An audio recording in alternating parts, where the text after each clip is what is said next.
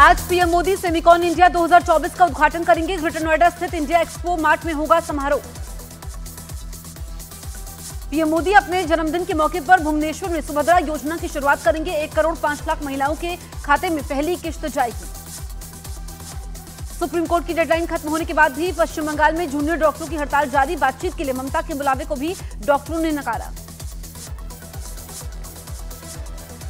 Ban Khalistani संगठन Sikh for justice ने राहुल गांधी के पगड़ी वाले बयान का समर्थन किया। राहुल के वॉशिंगटन डीसी कार्यक्रम में कई खालिस्तानी समर्थकों के शामिल होने का दावा। बीजेपी ने राहुल गांधी की बहन कांग्रेस पर बोला बड़ा हमला। शहजाद पूनावाला ने कहा कि कांग्रेस का हाथ एक बार फिर आतंकवादियों के साथ है। बीजेपी सांसद अनुराग ठाकुर ने राहुल गांधी के बयान को गैर जिम्मेदाराना करार दिया। बोले विदेश में भारत को बदनाम करना चाहते हैं राहुल गांधी। कांग्रेस के राष्ट्रीय महासचिव केसी वेणुगोपाल ने बीजेपी के आरोप पर पलटवार किया। कहा राहुल गांधी पर हमला करना ही उनका एकमात्र एजेंडा, लेकिन राहुल के साथ देश की जनता।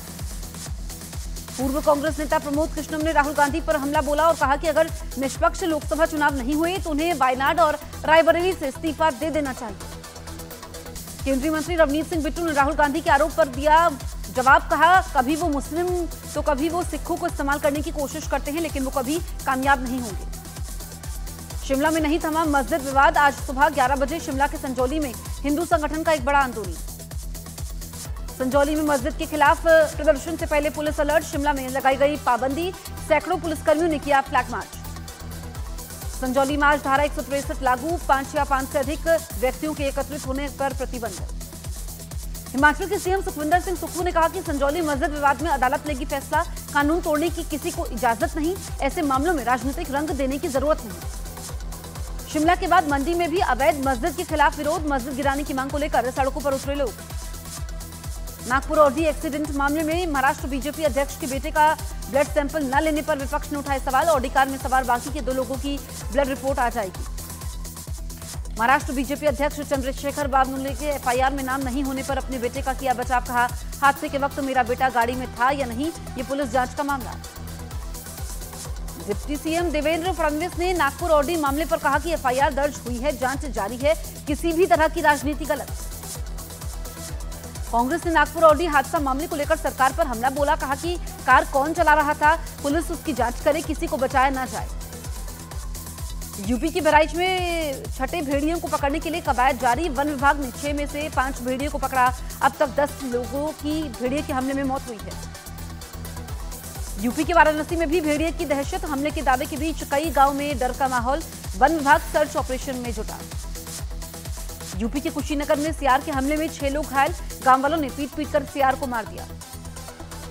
यूपी के शाहजहांपुर में भेड़िए के डर से एक आदमी से पुल से नदी में छलांग लगाई। कड़ी मशक्कत के बाद पुलिस ने उसका रेस्क्यू किया। एमपी के सीहोर में सियार के हमले में 6 लोग घायल हुए। पंचायत भवन में लगे सीसीटीवी में सियार का आतंक कैद। गुजरात के अमरेली में एक रिहायशी इलाके में घुसा शेरों का झुंड। शेरों ने सड़कों पर बैठे कई पशुओं पर हमला बोला। छत्तीसगढ़ के अंबिकापुर में भालू ने एक आदमी पर किया हमला। गंभीर स्थिति में घायल शख्स का इलाज जारी। यूपी के बिजनौर में कुएं में गिरा एक तेंदुआ। वन विभाग की टीम 16 फीट गहरे कुएं से तेंदुए को बाहर निकालने में जुटी। यूपी की झांसी में सियार के हमले में 4 लोग घायल। वन विभाग की कई टीमें सियार को पकड़ने में जुटी। यूपी के गोरखपुर में मदरसे में पढ़ने गई बच्ची का रेप। बच्ची को बंधक बनाकर मौलवी पर रेप करने का आरोप। गांव वालों ने मौलवी की जमकर पिटाई की। पुलिस ने जेल भेजा। यूपी के मेरठ में 2 पक्षों में जमकर हुई मारपीट का वीडियो वायरल। पुलिस ने मामला दर्ज कर 8 लोगों को गिरफ्तार किया। यूपी के संभल में मामूली विवाद में सड़क पर पति और पत्नी के बीच मारपीट। दोनों के बीच हुई मारपीट का वीडियो सोशल मीडिया पर वायरल। बिहार के आरा में सनकी आदमी ने अपनी पत्नी, बेटे और बेटी की निर्मम हत्या की। पुलिस ने आरोपी शख्स को गिरफ्तार कर लिया। मामले की जांच में जुट गई। यूपी की वाराणसी में मोक्ष की चाहत में 2 सगे भाइयों ने की आत्महत्या। आंध्र प्रदेश से दर्शन करने आए थे वाराणसी। हरियाणा के लिए आपने 11 उम्मीदवारों की तीसरी लिस्ट जारी की। अब तक 40 उम्मीदवारों के नामों का ऐलान कर चुकी है आम आदमी पार्टी। हरियाणा में आज बीजेपी के अनिल विज समेत 25 नेता करेंगे नामांकन। सीएम सैनी, मनोहर लाल समेत कई वरिष्ठ नेता नामांकन के समय रहेंगे मौजूद।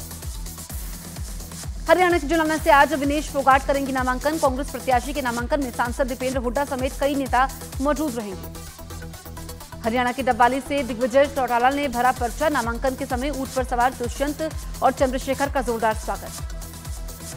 इंजीनियर रशीद को 2 अक्टूबर तक अंतरिम जमानत। दिल्ली स्पेशल एनआईए कोर्ट से चुनाव प्रचार के लिए मिली अंतरिम जमानत। आज नियमित जमानत याचिका पर फैसला सुनाएगी Patiala house court.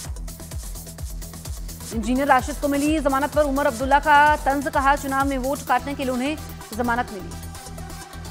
Rashid engineer को मिली जमानत पर बीजेपी ने कहा कि उमर अब्दुल्ला की नींद खराब होगी। बीजेपी को किसी भी तरह के फर्क पड़ने से इंकार कर दिया। जम्मू कश्मीर में कांग्रेस और नेशनल कॉन्फ्रेंस नेताओं के बीच जुबानी जंग। कांग्रेस नेता विकार रसूली वानी ने कहा, एनसी का झंडा लाल क्योंकि ये कश्मीरियों के लोगों के खून से सना हुआ है। कांग्रेस नेता रसूल वानी के बयान को उमर अब्दुल्ला ने बेवकूफी से भरा हुआ बयान बोला, कहा अपनी जुबान पर कंट्रोल नहीं है। जम्मू कश्मीर चुनावों से पहले जम्मू कश्मीर के पूर्व मुख्यमंत्री फारूक अब्दुल्ला की बढ़ सकती है मुश्किलें। ईडी ने जम्मू कश्मीर क्रिकेट एसोसिएशन घोटाले में नए आरोप के तहत केस चलाने के लिए एक एप्लीकेशन दायर कर दी है।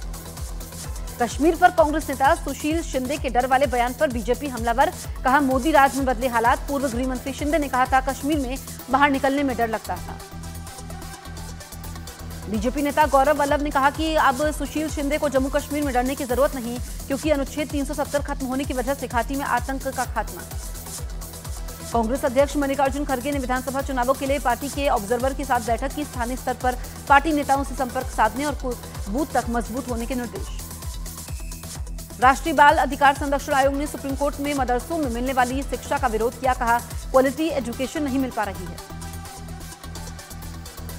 मेघालय सरकार ने दिल्ली में इंडिया की पहली ऑनलाइन लॉटरी लॉन्च की। मेघालय के मुख्यमंत्री ने 50 करोड़ रुपए फर्स्ट प्राइज वाली लॉटरी स्कीम का ऐलान कर दिया।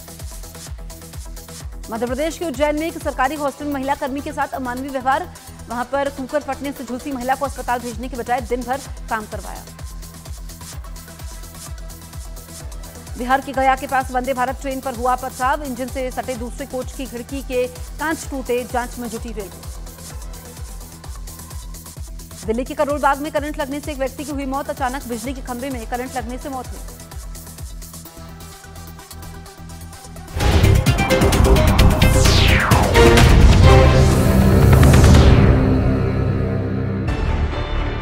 न्यूज़ 18 इंडिया चौपाल, एक ऐसा मंच जहां जब जब बात निकलेगी तो सिर्फ दूर तक नहीं बल्कि दुनिया के कोने कोने में जाएगी, क्योंकि इस बार बात होगी भारत के वैश्विक महाशक्ति बनने के लक्ष्य पर। सरकार, समाज, सेलिब्रिटी और स्पोर्ट्स स्टार्स के साथ न्यूज़ 18 इंडिया चौपाल देखिए सिर्फ न्यूज़ 18 इंडिया पर।